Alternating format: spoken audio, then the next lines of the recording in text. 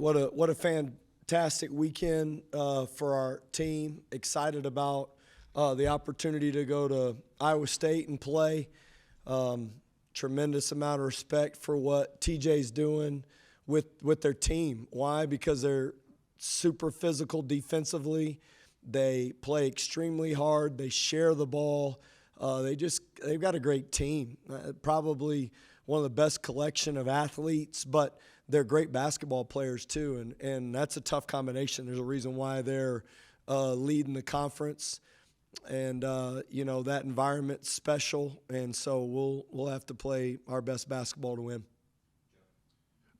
Coach, first off, any update on Warren Washington's health, how he's doing right now? Yeah, obviously went out of the game, and there was a lot of concern, and I don't know if he'll play in the game or not on Saturday, but he's definitely trending in a positive direction. I mean, I had concerns like everybody. Is this going to be something significant? And we feel like this will be kind of a game time decision as to if he'll be ready to play or not. But do feel good about where he's headed though. As to Iowa State, obviously they generated an awful lot of turnovers defensively. And part of that comes from doubling the post an awful lot. What can you guys do to sort of reduce the effectiveness of that particular tactic? Yeah, well, we don't throw it to the post a lot, honestly. Obviously, Darian Williams got involved in some actions in the Kansas game. Warren catches it down there some.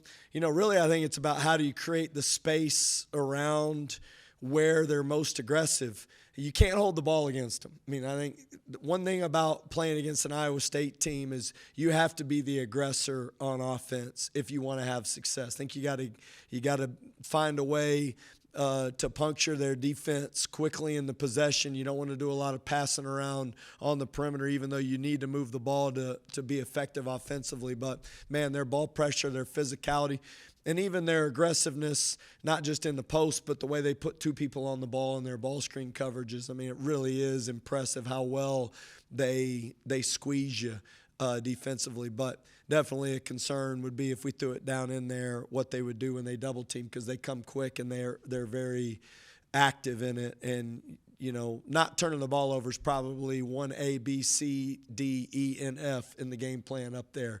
And when you turn the ball over, it leads to offense, and they're as good in the country as there is at scoring off their defense. Coach, it sounded like when I was walking by, you guys are pumping some crowd noise into practice. Iowa State, one of the better home environments in the Big 12. What's your strategy for handling that, and how have some of those road games you played so far helped you guys? Yeah, I mean, one, you don't take timeouts with you, so you got to use them. Two, just the connected nature of our team, how well you stay together when things aren't going great, and just how well you believe in the process of the plan that you have in place. Like, that's real. That's not something that you can say. It's what you have to do. And really, the closeness of this group, I think, lends itself to giving us a way to withstand the momentum that happens in Hilton Coliseum, which is impressive. And you talked about how you, against UCF, you liked how you won with your defense. Iowa State's another team that does the same thing, defensive-oriented game. Considering how the game against Kansas was a lot different from UCF, how do you think that benefits you guys going into Saturday, that you can win in multiple ways? Well, I mean, our defense is going to be vital every night you play. It doesn't really matter who you're playing. Obviously, I think playing on the road, there's less opportunity to just get loose offensively. I mean, really, you have to be able to have a tremendous defensive performance. That way you can free up your offense in transition to take some advantages. That's where defense is huge. And it's always going to be huge, but it feels like because their defense is so good, getting stops and the ability to run early in the clock. And the one thing that's, I think, when I watch them play is they're just relentless on the glass too. They send a lot of guys and a lot of athleticism that direction. So, how well can we not just get stops, but how well can we finish them and get clean rebounds where that way we can run and we can get advantages that way so you don't have to play against their set defense. Coach, after that 3-game losing streak, to have these guys play, back-to-back wins, the way you won against Kansas, can you just talk about the attitude now, maybe some confidence growing as you get ready for more battles? Yeah, that's what I love about this team. They've remained confident even when we had, a tough stretch. And you walk into the locker room after a couple of losses, and I think this team knew what our capabilities are, and just relying on each other every game. It's been somebody different. That's what's been fun. Like Chance McMillan at Oklahoma, and then you get Darian Williams and Pop Isaacs, and it just really has been a consistently somebody stepped up and played well.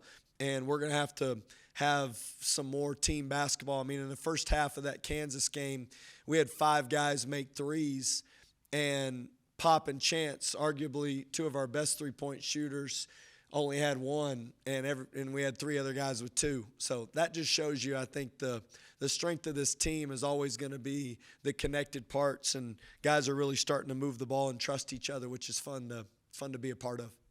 On social media after the Kansas win, I just saw everybody just mentioning just how amazing the crowd was. What's the message to fans to get ready for the next home game? Because it needs to be like that every game.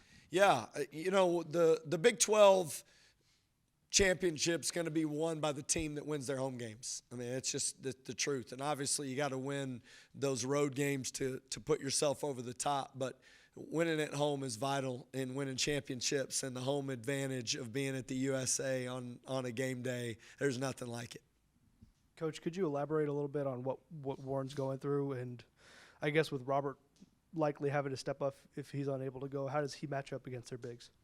Yeah, Warren's got a little bit of a foot deal going on, but honestly, he's moving well. I was encouraged after the game, and don't know the timetable on it, honestly, because we're just seeing how he responds on a daily basis and taking a cautious approach with him. He's such an elite mover. That's a big part of his game, and obviously we're going to need him down the stretch. But in the case that, he's not able to go, Rob has made this steady climb in not just his ability to impact the game defensively, which I think he's made some improvements. But as you saw the other night, he puts pressure on people because of his speed. And that's why getting stops is so important, so Rob can use his athleticism to get an open floor, and his decision-making continues to improve. And we need Rob to be great, even if Warren is healthy or not. And that was proven in the game against Kansas. But I love the way he's battling. I love the way he's competing. I love the way defensively he's using his physicality. You can see his confidence grow, and what our game plans are and how he can put himself into the middle of it. And if we do play with him, I think getting him involved in offense and how we utilize his ability to use his athleticism on rolls to the basket is going to be big too. Coach, kind of onto some Iowa State personnel. How does Momcilovic on the wing, what kind of threat is he? Seems like he's a pretty good three-point shooter and good distributor as well. Yeah, great communication on that. Good pronunciation. He shoots it as good. I just actually talked to Kerwin about this in practice. Like, he shoots it with the most confidence of anybody I've seen in our league. And when and where, it doesn't matter. If he catches it and he can see the rim, it just feels like that he puts pressure on it by the way he shoots it.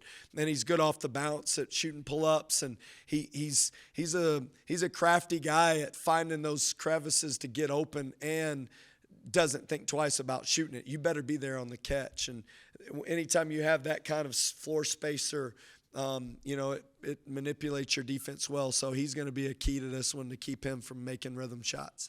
Kind of on the same vein, what can you say about their guard play in Lipsy and Gilbert? Just seems like 2 really good guards again.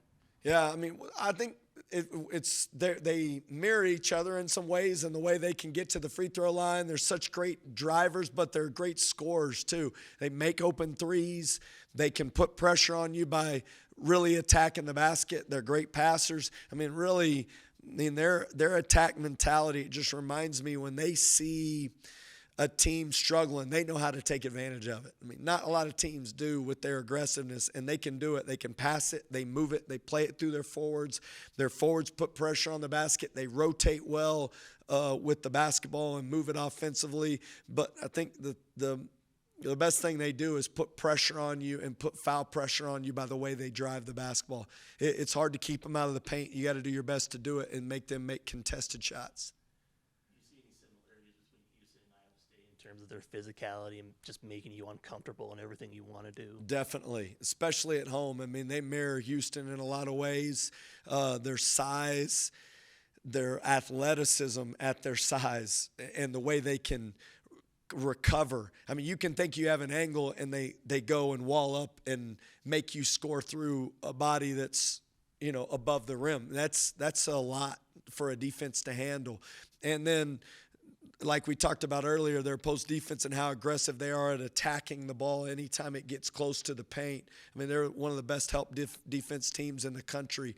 Their ball pressure, their activity with their hands. I mean, they really cause problems with their ball pressure and their ability to attack penetration. I mean, it's one of the few teams that you'll see that puts you on your heels when you have an advantage. It's hard to do, and they're great at it.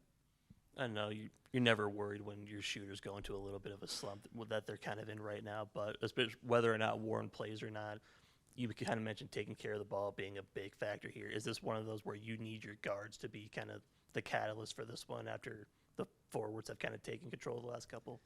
Yeah, and the truth is, the way we're playing and the way our team needs to play, everybody has to be an aggressive scorer. It really is. But the question really ends with, how do you stay aggressive and everybody just trust each other to make the right play? And that's where our guards have done such a tremendous job of moving it to the open person and making sure that we're taking advantage of it and utilizing everybody.